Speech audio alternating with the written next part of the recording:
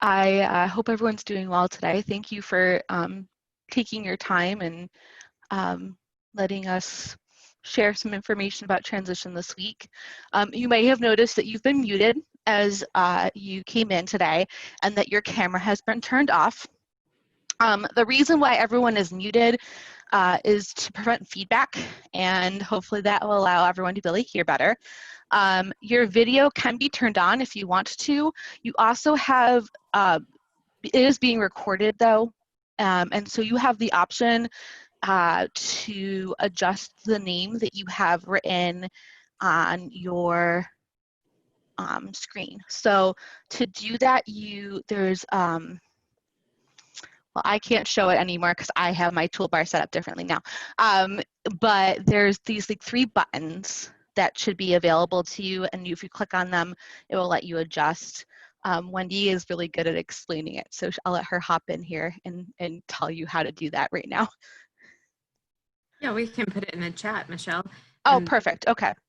If you look at the top screen, there are 3 buttons. You would rename yourself, and we just ask that you use something school appropriate. Yeah. The toolbar also includes that chat, which was how we're going to be asking questions throughout. And the toolbar should be, and you hover over the bottom of your screen, it should pop up. So make sure that you're asking questions throughout, and we'll get started. So today's presentation is about indicator 14, and it's also about self-monitoring, but it's really checking in on how your transition planning system is working. So we're going to talk about indicator 14. This is the first year that indicator 14 is going to show up on the RDA Matrix, but fear not, it's not counting towards your score. We're going to talk about what it is, what monitoring looks like, what does it mean for you, and what things do you need to do as a school corporation or a cooperative or an interlocal moving forward to make sure that you're getting the most accurate data for indicator 14. Then we're also going to talk about self-monitoring, what it is, how to get started, and why it's important to make sure that you're doing that continuously regardless of where you are in the rotation cycle. So what is indicator 14? It is the post-school outcomes of students with IEPs 1 year after they leave school, either through graduation, exit, they've aged out of the program, or through dropout. It's around whether or not a student has been enrolled either full-time or part-time in a college, university, tech school, or vocational program. It also looks at whether or not a student had held part-time or full-time employment, whether or not that employment was in a competitively integrated location. So are they making minimum wage? Are they working with students who, or they're not students anymore, people who have don't have disclosed disabilities? This data collection does occur annually, and it is considered a results indicator. So what we were doing before as a state was approximately 1/3 was being randomly selected and monitored, and that was giving us a snapshot of how the state looked as far as post-school outcomes. The folks at OSEP, our federal partners, were like, nope, we don't like that. And so we began the process last year of figuring out how we can do what we're doing starting this year, which is everybody is getting monitored, and approximately 3%, so at least 3 students and no more than 10 students of each LEA are going to be surveyed annually. That doesn't mean that the survey is not going to go out to more of those students, but we're looking for responses from at least 3 and no more than 10, so we can get that snapshot at the local level. So what does that mean for all of you? Well, now you're going to get LEA-specific data on how your students are doing. It's going to be a nice little way to check in to see how your transition planning is working. And you'll be able to compare how your results look compared to the rest of the state.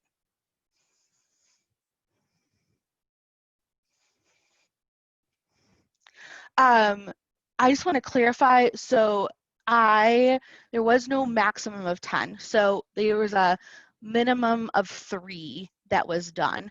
So 3% total. So 3 students were done. I mistakenly put the information in for indicator 13 with Transition IEP, so I apologize for that. What do you need to do moving forward? We're looking for you to make sure that you're continuing to develop those meaningful IEPs with individualized transition services and activities and annual goals that are always aligned to post-secondary goals, which is what we talked about earlier this week in the other webinars. Contact information in IEP being accurate is really important, and we're going to talk about what that looks like more specifically in a moment. We also, Instric has created a new newsletter called What's Next, and it is a monthly publication that students can receive to help them either get ready for life after school or in that first year after school. We're really hoping that they will have subscribed and continue to be subscribed as a way to keep their contact information accurate once they have left school. So today, in Dr. McCormick's weekly email, you should have noticed that there was 2 letters, one being in English and one being in Spanish, for students to receive information about the post-schools outcome survey, which is called, we're going to call the indicator 14 letter moving forward. It's also available on Moodle. The Spanish version of the letter has not been posted to Moodle yet. That is my fault. It will be there by this afternoon. And then by December of this year, they will be available for download from IIEP directly. There is some other updates that are occurring, and that's what's putting the delay and why they're not being available in IIEP just yet. But they will be available on Moodle from now until the end of time or the end of Moodle, whichever comes first, and they will be available for download on IIEP come December. Wendy, do you want to talk about some of the things that have been noticed as monitoring has been taking place this year and what schools really should do to address making sure that IEP is good to go for indicator 14? Absolutely. You caught me in the middle of typing a chat to let the participants know that there is a column on Padlet. We have added those 2 letters, the one in English and the one in Spanish. There is also one in Burmese that is in that column. And then we've also posted on the Padlet in that same column, if you're not signed up for the What's Next, or if you haven't heard about it, there is a link to that. So you're more than welcome to access that as well. So that would hit the numbers 3 and 4 on Michelle's previous slide. But this slide that we're going to talk about is number 2, and accessing that information in IIEP. What we are finding in our initial survey is that the information that is in IIEP is not accurate. And so we just want to make sure that as you are finalizing IEPs this year, that you have the most up-to-date information in that. So that would include going to the participants and accessing their telephone number or cell phone number and making sure that's the most accurate. The email address is typed correctly, and our surveyors have noticed that there have been some clerical errors in those email addresses that were entered, and we understand that you have a lot to do and that your time is very valuable. However, just making sure that you put that .com in there, it's very important for our surveyors to be able to have that most accurate information. The physical address, we know that a lot of students are transient, and so making sure that that physical address, because we do have the capability of mailing paper copies through postal mail through this grant. So we continue to do that for surveyors that are unable to access a phone number or an email address.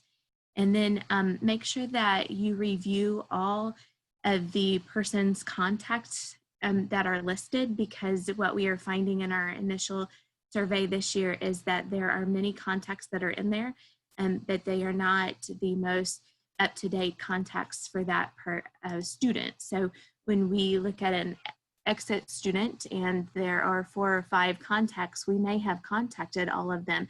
However, we are finding that there might be a school personnel listed in there, and that school personnel is not available to give us information, to release information in regards to that student and complete that survey. So we're asking school corporations, teachers, administrators just to review that information so that we can get the most accurate and up-to-date information for those students.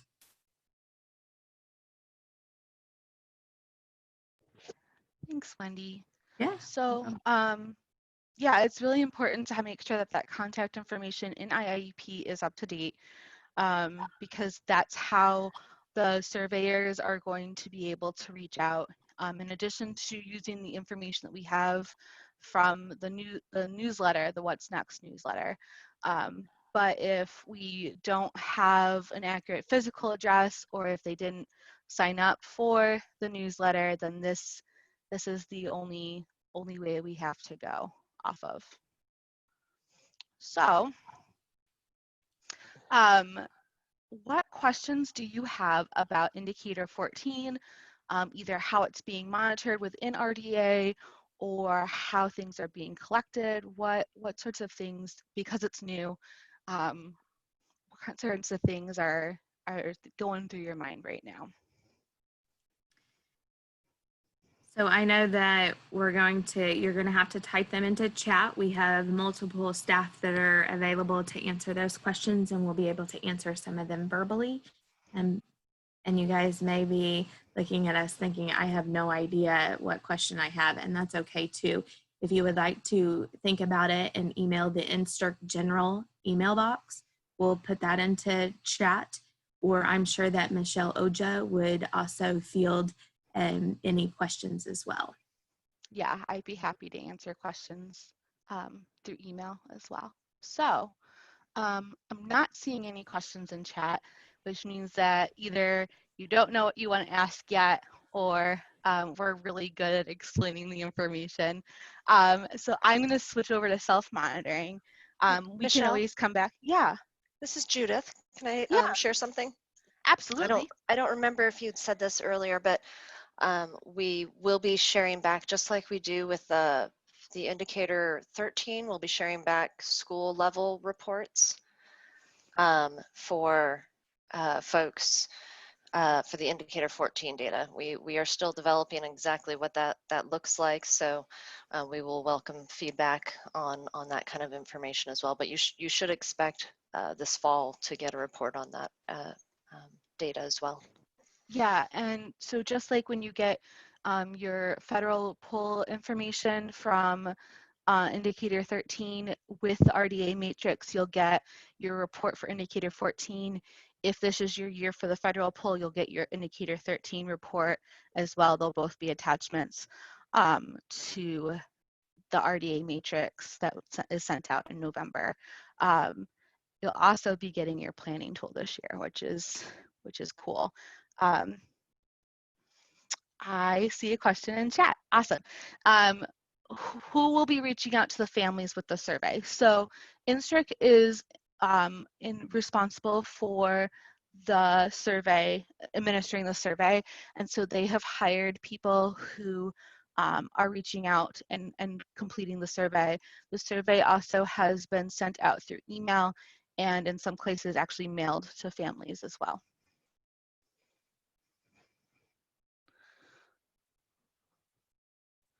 And then we got another question. If they're transition states, they will do one thing, but they end up doing something totally different, but are employed or in post-secondary education. Does that go against the school corporation? And that's a great question. So the way that the survey works is it's not looking at a student's individual post-secondary goals at the time that they graduated from school. What it is doing though is seeing if they are enrolled in a post-secondary education, either a college, university, a vocational program, or tech school. And I'm not listing all the different possibilities there, but those are the most common ones, either part-time or full-time. If they are, then there's specific questions about how that experience is going. If they're not, then they're asked whether or not they've been employed full-time or part-time. And if they are either employed full-time or part-time, then they're asked about questions about their employment. If they aren't employed, then we try to get some general information about what they've been up to, and we'll be hopefully including that information in the reports that you'll be receiving in November, because we think that that's information that's important to you as far as trying to figure out how your transition planning is working for your students. So if the post-secondary goal was to go to college, but they're sitting at home and they're not, that's important information to know. So that's how the survey works. So Kelly asked, is there a score percentage that schools are being held to? So this is informational only this year. What's going to happen is we're going to put a stakeholder group together to figure out whether or not this is going to count as part of the RDA score, and if so, what that looks like. That will happen in the spring. And so this year, it's going to be included in the matrix, but it's in the section that's for informational purposes only. It does not count towards your RDA score. So it's solely to say, hey, this is how you did, and use the data appropriately. And we'll talk about how we can use the data to better inform our programming and our planning with students once that data is released as part of the data retreats that we'll be doing in December this year. Misty asked if we can get a list of the questions asked during the survey. But I see that we're going to put that in the Padlet for you to be able to review. So that is how we will share that with you. So the answer is yes, and check the Padlet. It will be up there. Wendy's super quick with that kind of stuff, so it might even pop up before the end of the webinar today, but if not, it'll be there before the end of next week. We'll have to see if Mike is as quick as Wendy is, because that's his job today. Oh, okay. Well, that's a good challenge for Mike then. And then we have, what kind of exceptions will be considered in the event a student experienced life circumstances that interfere with a plan? So that is where that's where that other category comes in. We don't pry too much, but like COVID-19 definitely impacted the results, will continue to impact the results. And so we're not, like I said, this is informational, and we're going, if we do decide as a state that we want it to be part of the RDA score, because that has not been determined yet, what has been determined is we do want it to be available for information and data for you to use to determine what decisions you want to make around transition planning for your current students. But that is definitely a factor that no one can foresee or control. And yeah, I was going to say, as far as the questions go, it's very much just trying to help think about what was going on in school. It's been a little bit difficult sometimes to actually make the contacts, but once the contacts are made, the conversations have been quite positive. Like as people are talking about the programs and this is what they're doing now, at least in the context that I've heard, it's been more positive talking about what's going on at school. It's not a way to evaluate, what's really going on. It's helping think about what programs are going on to school, and then seeing if our students are having those great outcomes that we want our students to have. So in general, the comments whenever we do make contact have been positive. We know that COVID also affected being able to have accurate contact information. And I just hit on that on our previous slide. However, when I said the clerical error in regards to the email address, that's super important. But we know that a lot of phones were disconnected during COVID. Yeah. So the purpose of including LEA specific data for indicator 14 moving forward is always going to be first and foremost a way to assist you in making decisions about how your transition planning and programs are working and what changes you might want to make moving forward. It's not going to be a gotcha. That's not the purpose of this. So it's to inform and to assist. And if we do decide that we want to include it as part of the RDA score, then we'll have had some really good conversation about what that looks like and what our benchmarks are, and those will be well communicated before it occurs. As it stands right now, I think it's going to stay informational for next year, and we might too, because it's new, and we want to make sure that the data coming in is consistent before we start putting scores to things. I'm going to switch to self-monitoring, and if you have other questions about indicator 14, I believe sometime in the next couple moments my email address and Instrict's general inbox will be posted to the chat, and you're welcome to reach out to either or both to ask your questions. And we'll have time for questions at the end as well. So what is self-monitoring? This is where you do your own monitoring of your IEPs. It's a nice little check-in system to help teachers see whether or not they are meeting the expectations you have for IEPs within your LEA. It's also an opportunity to know what kind of technical assistance and or professional development is needed for teachers as you are able to see trends as far as what errors, if any, are being made. So it's important because it helps you to perform better on proactive and federal polls.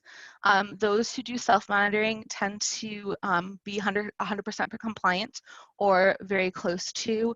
They might have some quick fixes for the indicator 13 federal poll.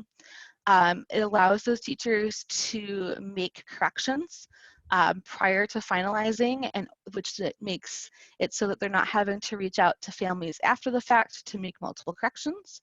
And it helps you keep focus on your transition planning no matter where you are in the monitoring cycle.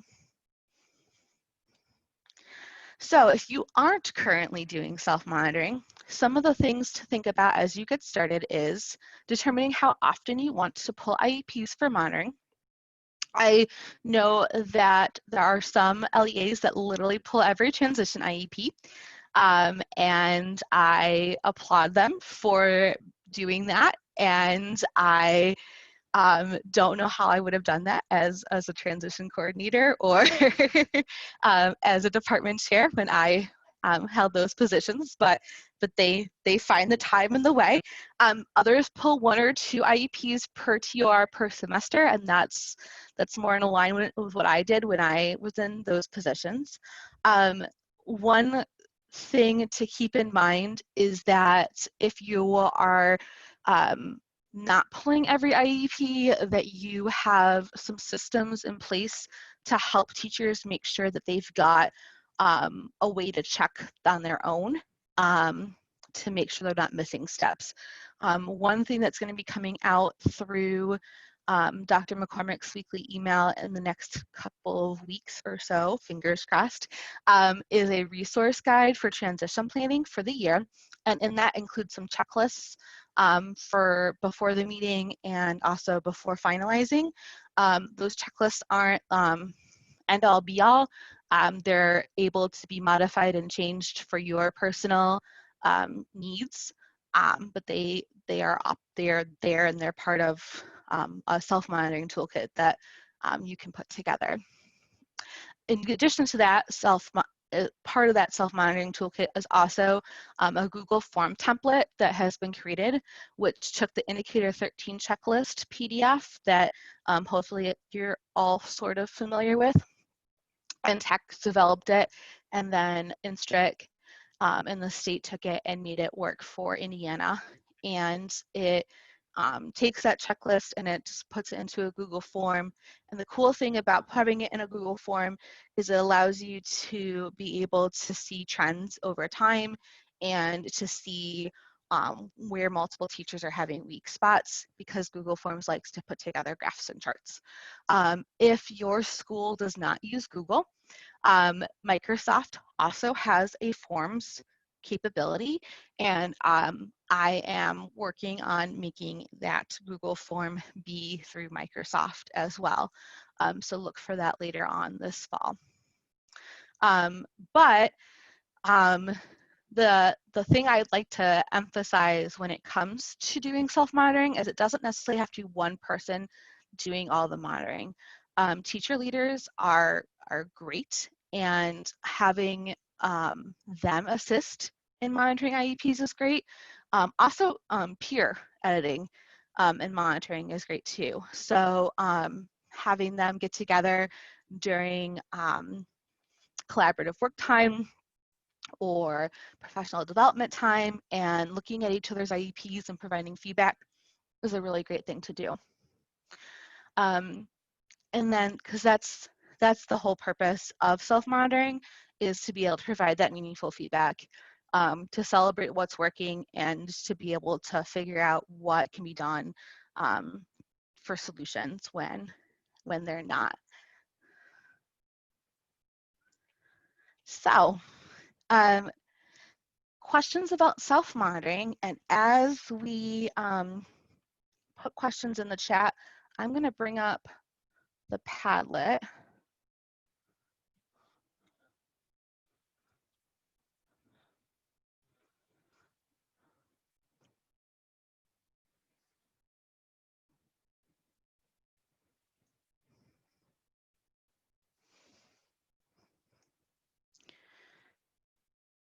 Because we have a lot of information on here now, and I want to make sure that everybody is able to know how it works. Wendy, can you give me a thumbs up that you can see the Padlet? Awesome, great. So all the presentations from this week have been posted in this first column. And so if you click here and you scroll down, you'll see that even today's presentation is available. Those are able to be downloaded and printed off. And when the recordings become available, you're welcome to follow along. There's information on transition assessments, services, activities, specially designed instruction, annual goals. And if you notice, I'm taking my cursor, my mouse along the bottom in order to slide to the right.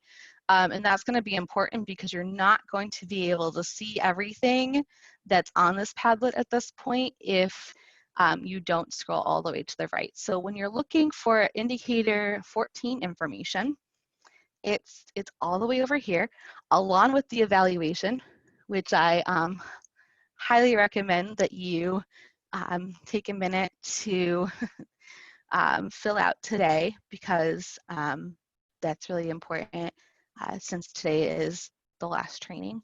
And so the link to the What's Next newsletter is available here, along with the letters. The only thing with the letters that are posted in Padlet right now is that they are not on Indiana Department of Education letterhead, but the ones that are posted to Moodle will be on Indiana Department of Education letterhead. That's the only difference between them. So if you are wanting that letterhead and you're looking for the Burmese translation, that will be available on Moodle along with the Spanish later on today.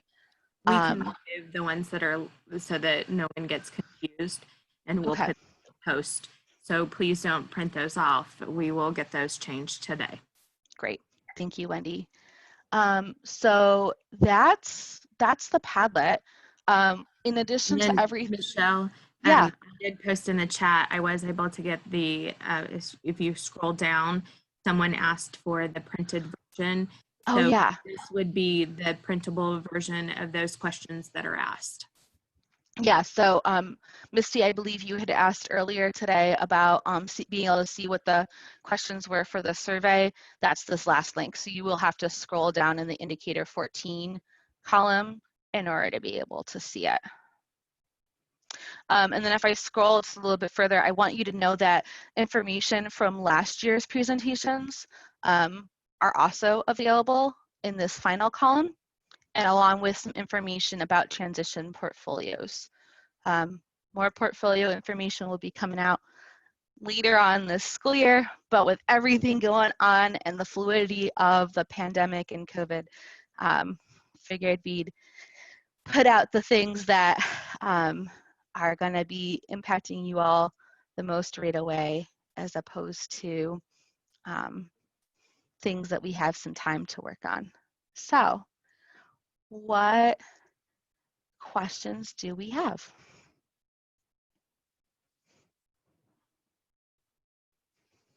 Oh, okay.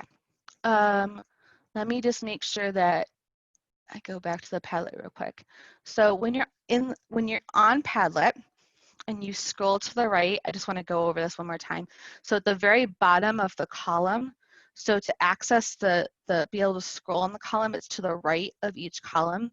And so the first thing that's posted is how to sign up for the newsletter. The letters are posted then after that. This order might change a little bit when we post them with the IDOE letterhead. Wow. Brain fog is strong this morning. But then the post-school outcomes is the last thing that's posted right now. So that will be available to you moving forward. And then we'll be seeking feedback on whether or not we should include a COVID-19 specific question for next year's survey. So this year was the class of the cohort 2019 that was surveyed, and we will be surveying next summer the cohort for 2020. And so that's who we're considering including a COVID-19 question for. So if you have thoughts on that, if you have questions about indicator 14, if you are concerned about things with indicator 14, feel free to reach out to me.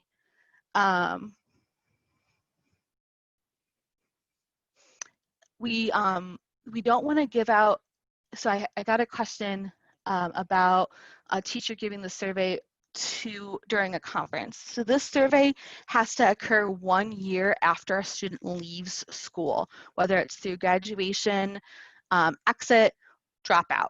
So we can't give it during a case conference because we can't count the information at that time.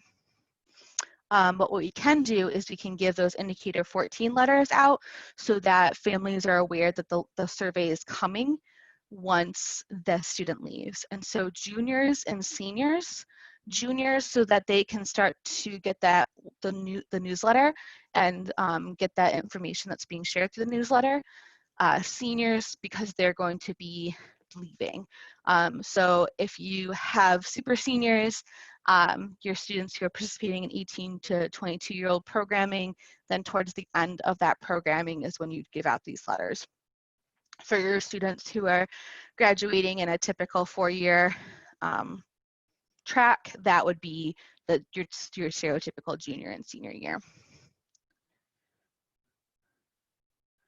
So this is a really good question. Are we supposed to be documenting anywhere specifically in the IEP that the newsletter was provided, or just document in the general notes? So you know how there's that section in the IEP that talks about what materials you gave for around transition. I don't have an easy way to bring it up right now, but what I'll do is I'll do a video tutorial of what I'm talking about and post it with some other video tutorials that I'm working on right now for transition IEPs. But there's that section where you put what documents you gave as far as like VR and independent living centers, provider information. That's where you'll document that you gave the indicator 14 letter. Adult services, yeah.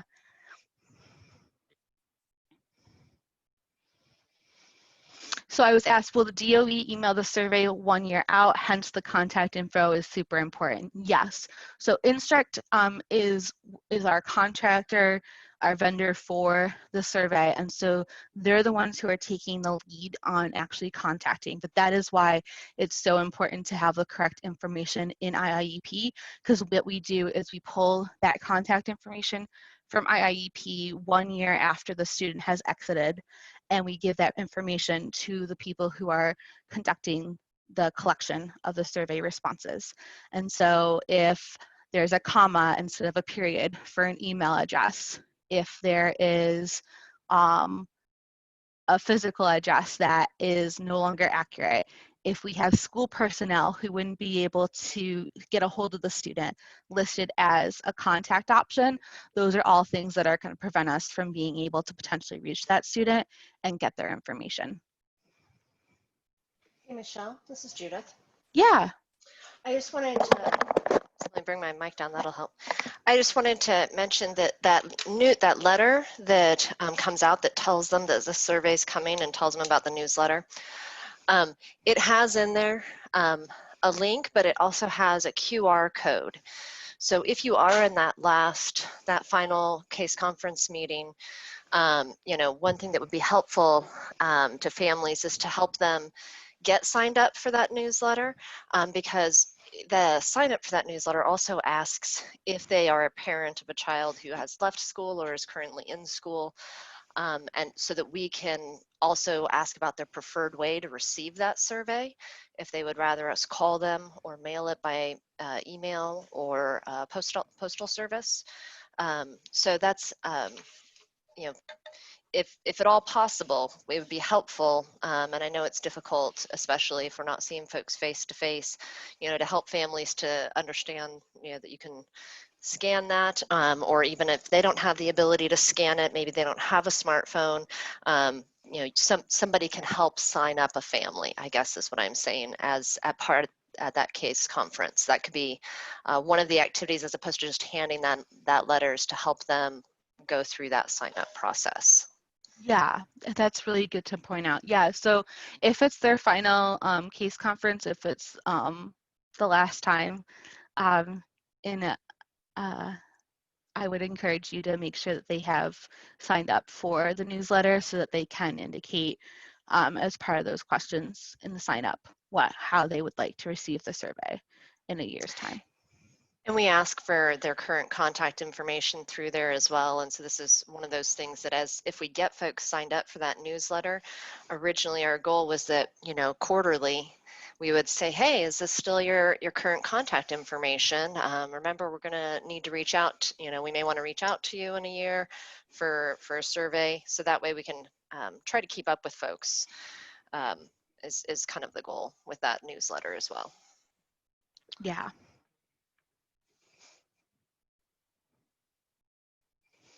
And so someone asked for clarification about where to document, and yes, regarding available adult services, that's the section that I'm referring to.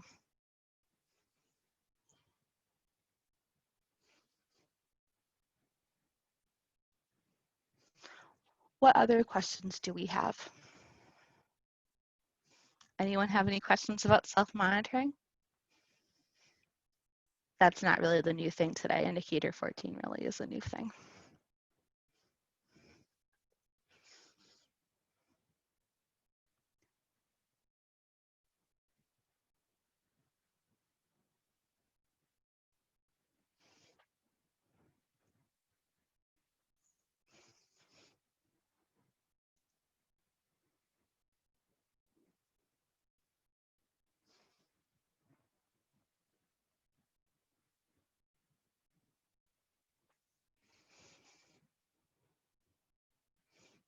All right, I'm not seeing any more questions in chat.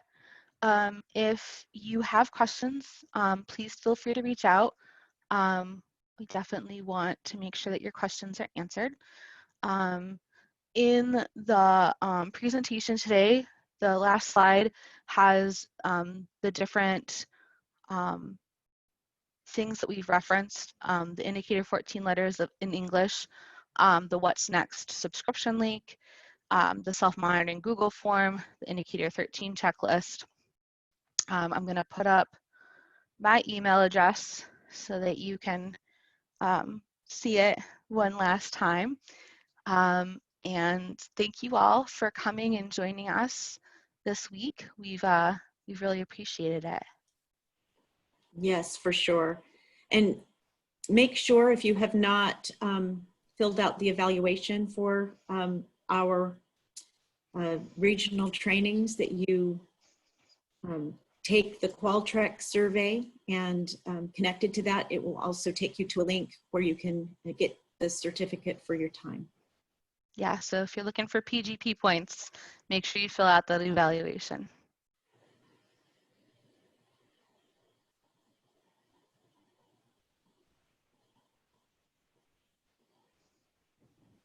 And a reminder to make sure that you see that link to the Padlet.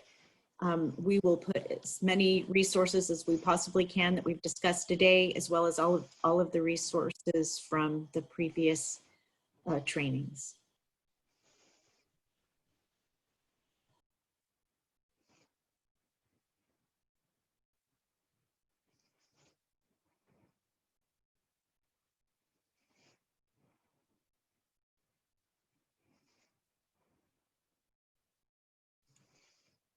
Thank you for spending time with us this week.